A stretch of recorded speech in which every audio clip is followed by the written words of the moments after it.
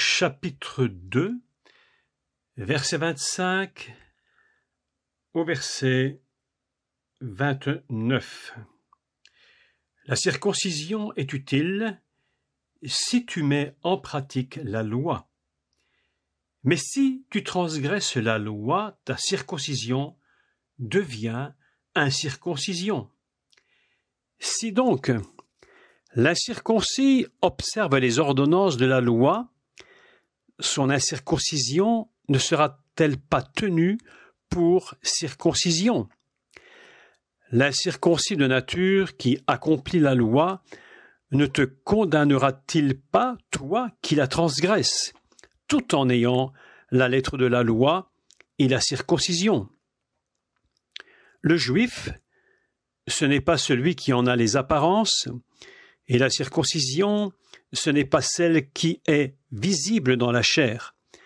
Mais le juif, c'est celui qui l'est intérieurement, et la circoncision, c'est celle du cœur, selon l'esprit, et non selon la lettre. La louange de ce juif ne vient pas des hommes, mais de Dieu. En réalité, il ne faut pas arrêter la lecture entre le chapitre 2 et le chapitre 3. Ce n'est que pour nous donner une référence, tout simplement une référence, pour faciliter une lecture, mais le texte continue. Donc nous devons bien lire l'enchaînement. Mais le juif, c'est celui qui l'est intérieurement, et la circoncision, c'est celle du cœur. Donc c'est ce que je vous expliquais. Selon l'esprit et non selon la lettre, la louange de ce juif ne vient pas des hommes, mais de Dieu. Encore une petite parenthèse sur ce texte, c'est que il va dire que la louange de ce juif, ça va être surprenant. Autrement dit, le véritable juif, c'est celui qui l'est intérieurement. Évidemment que ça pose un problème par rapport à la pensée juive traditionnelle, puisqu'on va dire celui qui n'est pas né juif, ben, il ne peut pas l'appeler juif. Néanmoins, Paul dit que le vrai juif, il faut comprendre et rappeler qu'est-ce que être juif, selon la pensée de Dieu. Je vous rappelle encore une fois que le juif, Yeshua est juif. Pourquoi est-il juif? Pourquoi n'est-il pas de Benjamin? Pourquoi n'est-il pas de Lévi? Alors que lui, il est le grand sacrificateur, il devrait être Lévi. Mais voilà qu'il ne l'est pas, justement. Et c'est la raison pour laquelle il ne va même pas au temple faire le ministère. Il n'est pas Lévi, mais il est juif. Il vient de Juda.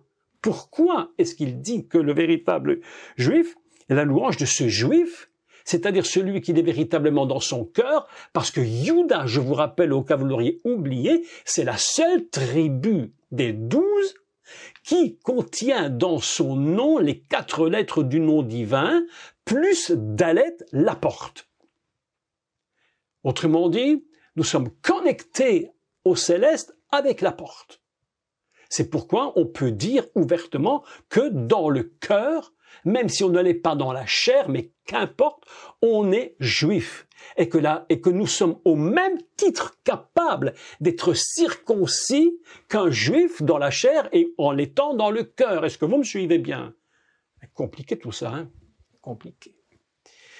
Et voilà qu'il continue l'enchaînement. Refaisons l'enchaînement maintenant. La louange de ce juif ne vient pas des hommes mais de Dieu. Quel est donc l'avantage? Parce qu'il y a un avantage. Quel est donc l'avantage ou quelle est l'utilité de la circoncision? Et Paul va équilibrer le texte et il dit, il est grand de toute manière. Vous voyez bien que Paul n'est pas un anti-juif. C'est impossible. Comment lui, juif, pourrait se mettre contre les juifs? Comment pourrait-il être anti-juif? Je voudrais, avant d'aller plus loin, revenir tout au début de la lecture et du verset 25. La circoncision est utile si tu mets en pratique la loi. La traduction en hébreu de Romains 2, 25 si on fait une traduction littérale qui est assez compliquée d'ailleurs, j'ai cherché, traduit, je dis mais c'est compliqué cette traduction. Vous savez, lire les évangiles en hébreu, c'est pas simple. Enfin, pour moi, c'est pas très simple. Pour ceux qui sont très, très habitués, probablement que c'est aussi simple pour eux que pour nous le français. Mais la traduction littérale dit ceci. En effet, l'inverse est vrai pour vous. L'inverse est vrai pour vous. Si tu mets en pratique la loi, mais si tu transgresses, c'est-à-dire qu'il y a une inversion. C'est pourquoi, dans la traduction hébraïque, tout juif qui va lire Romains 2, 25 va lire « En effet, l'inverse est vrai pour vous ». Autrement dit, qu'est-ce qu'il nous dit? Si tu transgresses la loi, toi, le circoncis dans ta chair, tu es comme un circoncis. Mais de toute évidence, mes amis, écoutez-moi bien, ce que Paul dit ici n'est pas une invention paulinienne qui fait une invention, qui va produire une doctrine chrétienne. Ça n'a strictement rien à voir. Paul ne dit pas que c'est une invention chrétienne maintenant, voilà, on n'est plus avec les Juifs. Non, non, non. C'est simplement, il dit simplement ce que Dieu dit au peuple d'Israël depuis des siècles. C'est ce qu'il leur dit. Vous êtes un peuple au cou raide. Vous vous appuyez sur vos pères, vous vous appuyez sur les patriarches et vous dites Abraham, notre père Abraham Avinu, Jacob Avinu et Yitzhak Avinu et tout ce que tu veux dire. Mais en réalité, tu es complètement à côté. Tu es circoncis, mais tu fais le contraire. C'est pas une histoire de Paul anti-juif, mes amis. Il faut le comprendre. Non, mais là, je défends Paul. Franchement, il faut le défendre, le brave homme. Parce que franchement, il a besoin qu'on le défende. On est en train de lui taper dessus depuis... Non. Est-ce que vous savez qu'il y a des églises qui veulent plus prêcher Paul? Parce qu'ils disent que Paul ceci, Paul cela, mais ils n'ont rien compris du tout. Qu'est-ce qu'ils ont compris de ce que Paul enseigne? Je me pose la question, et je me suis posé la question véritablement, ces gens ont-ils réellement connu le Mashiach véritablement connu, ou en ont-ils simplement entendu parler et ont-ils parlé de son prénom mais pas de sa réalité? Je me pose la question. Oui. Donc, vous voyez que Paul ne fait pas un discours anti-juif. Pas du tout. Dieu a toujours dit à Israël, depuis longtemps, et Dieu, ça a été tellement loin avec Israël, que Dieu a dit, je te répudie. C'est pas Paul qui l'invente, c'est pas le Nouveau Testament, ça c'est l'Ancien. Vous voyez, il faut être prudent lorsqu'on parle de ces choses. Et Paul est tellement, je crois que ce brave homme, il était tellement convaincu du problème que ça allait poser et de l'explosion atomique que ça allait produire dans les différents groupes, juifs, non juifs, qu'il va tout de suite équilibrer le texte. Tout de suite, il s'équilibre. Et il dit, quel est l'avantage des juifs? Parce qu'ils ont quand même un avantage. Si le peuple d'Israël, pendant tous ces siècles passés, avait véritablement compris le but que Dieu leur avait donné depuis la fondation de l'univers, pourquoi ils existent et qu'ils étaient destinés à être la lumière des nations.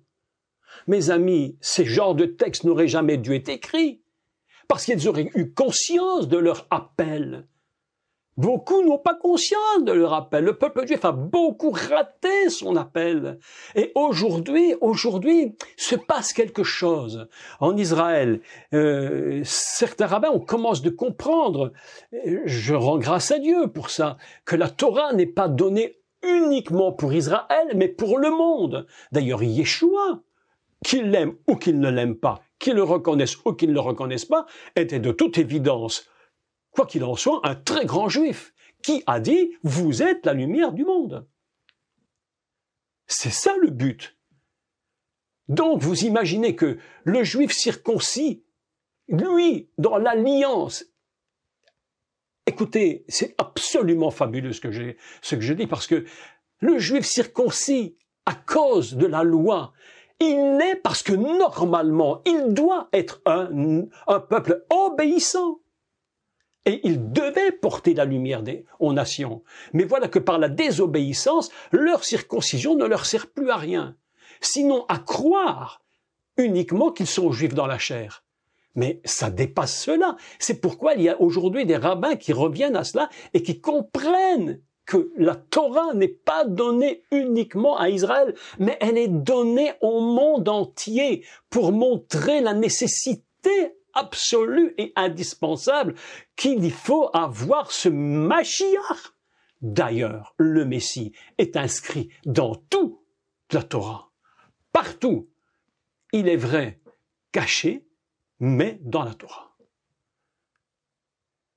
Je suis assez inquiet dans une certaine mesure. Je ne sais pas si le mot est bien choisi. Inquiet, c'est peut-être pas le bon mot, mais j'écoutais, il y a quelques jours, j'écoutais très courtement d'ailleurs une intervention d'un rabbin concernant le Mashiach. Et j'ai compris que si on n'a pas une révélation selon l'Esprit de Dieu, il est impossible de savoir qui il est. Je vous assure que je dis, Israël se met dans une situation très compliquée. Ce rabbin enseignait que le Mashiach était déjà venu, que certains le connaissaient, qu'il attendait juste le moment pour recevoir l'onction, enfin pour faire son job de Messie. Et puis qu'il aurait fait son job de Messie, qu'il allait partir, on n'aurait plus besoin de lui. Enfin, c'est la pensée juive. Pas de tous les juifs, parce qu'il y en a qui ont compris qui était le Mashiach, le véritable Yeshua. Mais ce genre d'enseignement nous montre combien même la circoncision ne peut te révéler ces choses. Il faut la révélation par le Saint-Esprit. C'est pourquoi le vrai juif, il le dit, le vrai juif, c'est une louange qui vient de Dieu et pas des hommes. Et voilà que Paul est en train de vraiment équilibrer. Et il dit, mais quel est l'avantage des Juifs? Quel est cet avantage? Ou quelle est l'utilité de la circoncision? Il est grand de toute manière. Et tout d'abord, premièrement, si je puis dire, c'est que les oracles de Dieu leur ont été confiés. Voilà quelque chose de très important. La nécessité d'Israël de comprendre que les oracles leur ont été confiés. Et qu'importe si quelques-uns ont cru, n'ont pas cru, dit Paul, qu'importe, est-ce que l'incrédulité de certains annulera la fidélité de Dieu? Mes amis, comme je vous l'ai déjà dit, la foi ne crée pas Dieu. La foi n'a jamais créé Dieu. C'est pas parce que tu crois, c'est parce que tu ne crois pas en Dieu, c'est pas parce que monsieur X ou madame Y ne croit pas en Dieu et ils se proclament des athées profonds et grands et puissants, ce n'est pas parce qu'ils ne croient pas et qu'ils sont athées que Dieu n'existe pas. Ça veut bien dire que la foi ne crée absolument pas Dieu du tout. Absolument pas. Quoi que tu fasses, Dieu est là. Il existe. Qu'il le veuille ou qu'il ne le veuille pas. D'ailleurs, comme je vous l'avais expliqué dans l'intervention précédente ou les quelques interventions précédentes, même les non-juifs qui ont en eux cette parole de Dieu naturellement seront jugés par qui? Par le Messie. C'est ce que je vous ai expliqué. C'est écrit mot pour mot. Mot pour mot. Chapitre 2, 16, c'est ce qui paraîtra au jour où, selon mon évangile, Dieu jugera par Yeshua HaMashiach les actions secrètes des hommes. Mais oui. Donc, l'avantage d'un juif, c'est qu'il a reçu les oracles. Il a reçu les paroles de Dieu, les révélations surnaturelles qui viennent d'en haut, afin qu'il les donne. Et il dit, mais voilà l'avantage des juifs. Ils ont reçu toutes ces paroles où Dieu leur dit, si tu obéis. La première chose que Dieu va dire à Josué, si je ne me trompe, je n'ai pas relu le texte, mais un peu de mémoire, il dit, si tu obéis, alors tu réussiras dans toutes tes entreprises. Et la condition, c'est si tu obéis. Il n'a pas dit si tu es circoncis. Il a dit, si tu obéis, alors, à cause de ton obéissance, toi qui portes les oracles, tu auras la marque dans ton corps. C'est très important d'expliquer ces choses, que l'on comprenne bien comment ça fonctionne. Vous voyez bien que Paul n'est pas du tout un anti-juif, mais absolument pas du tout. Pas du tout. Donc Dieu, les oracles de Dieu leur ont été confiés. Et maintenant, Paul se rend bien compte que parmi tous ces gens, une question que je me suis posée, je ne sais pas si vous vous êtes posé cette question, peut-être il n'y a pas de réponse, hein, tout compte fait, il n'y a peut-être pas de réponse, j'en sais rien. Quand le peuple d'Israël est sorti d'Égypte, tous étaient-ils des croyants ou y avait-il des athées? Oui, la question se pose. Tous croyaient-ils? Tous étaient-ils véritablement des gens convaincus que Dieu existait? Ça peut paraître étrange comme question, mais aujourd'hui, la question se repose aussi. Parce que l'Église, parfois, a cette idée que tous les Juifs sont des super croyants. Mais il y a des Juifs aujourd'hui qui sont des athées. J'ai entendu, je ne sais plus son nom d'ailleurs, un premier ministre israélien qui était athée. Il ne croyait pas du tout. Tout ce qu'il disait, c'était tout ça, toutes ces histoires, Moïse, ce sont des fables, c'est des contes qu'on raconte, mais ça n'a jamais existé, ce n'est pas vrai. Mais évidemment, il mettait la kippa parce qu'il était obligé, mais sinon, il n'en avait strictement rien à faire de mettre sa kippa ou de pas la mettre. C'était un athée. Je me suis posé cette question, c'est peut-être bizarre que je vous la pose, parce qu'en finalité, j'ai pas de réponse. Donc, une question sans réponse un peu bête, mais tous ceux qui sont sortis des Juifs, étaient-ils de véritables croyants en Hachem, dans leur Dieu, dans ce Dieu unique? La question se pose. Parce que quand vous voyez les rébellions qu'il y a eu parmi le peuple, quand vous voyez ce que Dieu a dit au peuple, quand ils étaient capables de construire des autels pour provoquer Dieu. Non, mais mes amis, écoutez, alors qu'on ne vienne pas me dire que Paul est un anti-juif lorsqu'il leur parle d'une circoncision qui ne sert à rien. Dans ce cas-là, elle ne sert à rien. Arrête de te faire couper, ça ne sert à rien, puisque de toute façon, tu es même capable de bâtir un autel pour provoquer l'Éternel, nous dit la Bible. Mais vous imaginez. C'est pourquoi Paul dit, et quoi? Et quoi? Les oracles leur ont été donnés, mais quoi? Si quelques-uns n'ont pas cru, vous voyez bien qu'il y a des gens qui ne croient pas. Probablement qu'il y a des incroyants, des incrédules, peut-être même des athées profonds. Leur incrédulité, le petit verset est puissant, leur incrédulité va-t-elle annuler la fidélité? Il faut parler de la fidélité, parce que Dieu, la fidélité de Dieu dépasse ce que notre imagination peut comprendre.